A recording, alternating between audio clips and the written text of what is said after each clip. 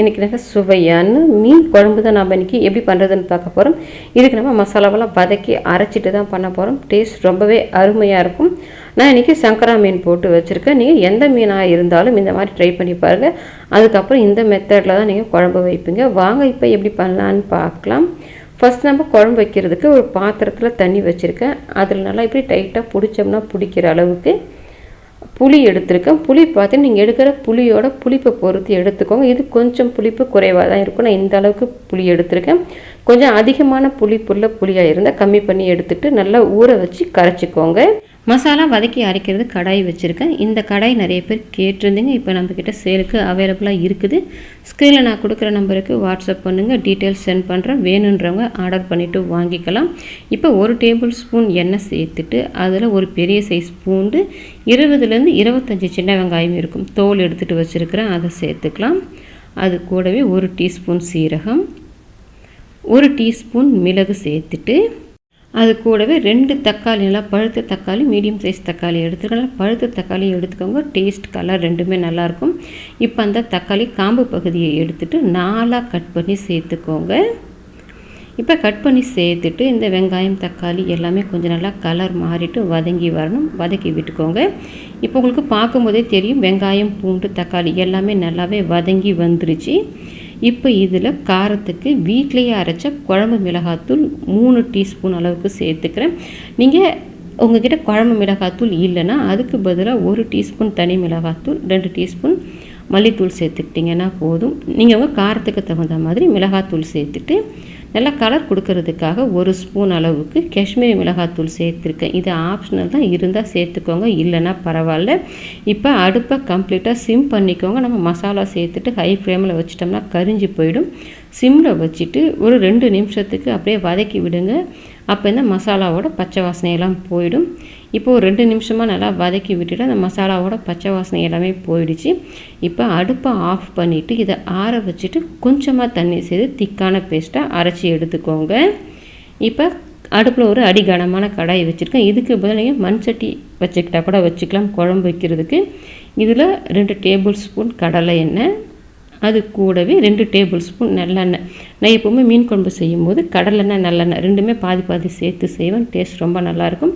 நீங்கள் உங்கள் விருப்பப்படி எண்ணெய் சேர்த்துட்டு தாளிக்கிறதுக்கு 1 டீஸ்பூன் கடுகு, 1/4 டீஸ்பூன் வெந்தயம் சேர்த்துட்டு இந்த கடுகு வெந்தயம் ரெண்டுத்தையும் நல்லா படப்படன்னு பொரிஞ்சு வரும், அது வரைக்கும் பொரிய விட்டுக்கோங்க. இப்போ கடுகு வெந்தயம் பொரிஞ்ச பிறகு மீடியம் சைஸ் பெரிய வெங்காயம் ஒன்று பொடியை கட் பண்ணிவிட்டு வச்சுருக்கேன், அதை சேர்த்துட்டு அது கூடவே 2 கொத்து கருவேப்பிலையும் சேர்த்துருக்கேன்.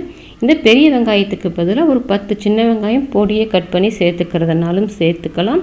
இப்போ இந்த வெங்காயம் நல்லா ப்ரௌன் கலராக வதங்கி வரட்டும். இப்போ வெங்காயம் நல்லா ப்ரௌன் கலராக வதங்கி வந்த பிறகு இதில் நாம் ஏற்கனவே வதக்கி அரைச்சி வச்ச மசாலா இருக்குது பாருங்கள், அந்த மசாலாவை இதில் சேர்த்துக்கோங்க. இப்போ இந்த மசாலாவை இதில் சேர்த்துட்டு நம்ம ஏற்கனவே நல்லா வதக்கி தான் அரைச்சிருக்கோம், இருந்தாலும் இந்த எண்ணெயில் ஒரு 2-3 நிமிஷத்துக்கு அப்படியே கலந்து விட்டு வதக்கிக்கோங்க. இப்போ இந்த மசாலா கலந்து விட்டு நல்லா வதங்கின பிறகு மிக்ஸி கப்பு நிறைய மசாலா இருக்கிறதால கொஞ்சமாக தண்ணி அலசிட்டு சேர்த்துருக்கேன். அது கூடவே நம்ம ஊற வச்சுருந்த புளியை நான் கரைச்சிட்டு வச்சுருக்கேன், அந்த புளி தண்ணியும் சேர்த்துட்டு இந்த குழம்புக்கு தேவையான அளவுக்கு உப்பையும் சேர்த்து நல்லா கலந்து விட்டுக்கோங்க. நல்லா கலந்து விட்டுட்டு ஒரு மூடி போட்டு வச்சு ஒரு 10 நிமிஷத்துக்கு நல்லா கொதிக்க விடுங்க. அந்த புளி தண்ணியோட பச்சை வாசனையெல்லாம் நல்லா போகணும். நம்ம மூடி வச்சுட்டு ஒரு 10 நிமிஷம் கொதிக்க விட்டிங்கன்னா அந்த புளி தண்ணியோட பச்சை வாசனையெல்லாம் நல்லா போயிடும். இப்போ கொதித்து வரட்டும். இப்போ மூடி வச்சுருந்து ஒரு 10 நிமிஷம் ஆகுது. அந்த புளி தண்ணியோட பச்சை வாசனை எல்லாமே நல்லா போயிட்டு கொதித்து வந்திருக்கும். நம்ம மூடியே கொதிக்க விட்டோம்னா குழம்பு பார்த்தா தண்ணியாகவே தான் இருக்கும். நமக்கு அந்த தண்ணியெல்லாம் வற்றிட்டு குழம்பு திக்காக வராது. அதனால் நம்ம ஓப்பன் பண்ணி வச்சுட்டு ஒரு 10 நிமிஷத்துக்கு அப்படியே கொதிக்க விட்டிங்கன்னா எண்ணெய் பிரிஞ்சு நல்லா திக்காகி வரும். இப்போ ஓப்பன் பண்ணி ஒரு 10 நிமிஷமாக கொதிக்க விட்டுருந்தா உங்களுக்கு பார்க்கும்போதே தெரியும் பாருங்களேன், ஓரங்கள்லாம் எண்ணெய் பிரிஞ்சு குழம்பு நல்லாவே திக்காக இருக்குது பாருங்கள். நல்லா கொதித்து அந்த தண்ணியெல்லாம் கொஞ்சம் வற்றிட்டு திக்காக இருக்குது பாருங்கள். இந்த அளவுக்கு குழம்பு திக்னஸ் இருந்ததுன்னா சரியாக இருக்கும். நம்ம மீன் போட்டு மறுபடியும் கொதிக்க விடுவோம். இந்த அளவுக்கு இருந்ததுன்னா போதும். இப்போ லைட்டாக இந்த மாதிரி கலந்து விட்டுட்டு நான் சங்கரா மீன் ஒரு 3/4 கிலோ அளவுக்கு நல்லா க்ளீன் பண்ணி கழுவி எடுத்து வச்சுருக்கேன். அந்த சங்கரா மீன் ஒன்றா சேர்த்துக்கோங்க, அப்படியே எடுத்து சேர்த்துடக்கூடாது. அந்த மாதிரி ஒன்றா சேர்த்துக்கோங்க. இப்போ மீனை சேர்த்துட்டு இப்போ மீன் குழம்பு மீனை போட்ட உடனே இந்த மாதிரி லைட்டாக கலந்து விட்டிங்கன்னா உங்களுக்கு மீன் உடஞ்சி வராது. குழம்பு கொதிக்க ஆரம்பித்த பிறகு நீங்கள் கலந்து விட்டிங்கன்னா மீன் உடஞ்சிடும். இப்போவே நம்ம மீனை போட்டுட்டு அட்ஜஸ்ட் பண்ணி அப்படி சிம்மில் வச்சு 5 நிமிஷம் கொதிக்கட்டும். இப்போ பார்த்தீங்கன்னா எண்ணெய் பிரிஞ்சு 5 நிமிஷமாக கொதிச்சிடுச்சு. இப்போ இதுலேயே நான் ஒரு 3 முட்டை வேக வச்சு இந்த மாதிரி கட் பண்ணிவிட்டு நான் சேர்த்துக்கிறேன்.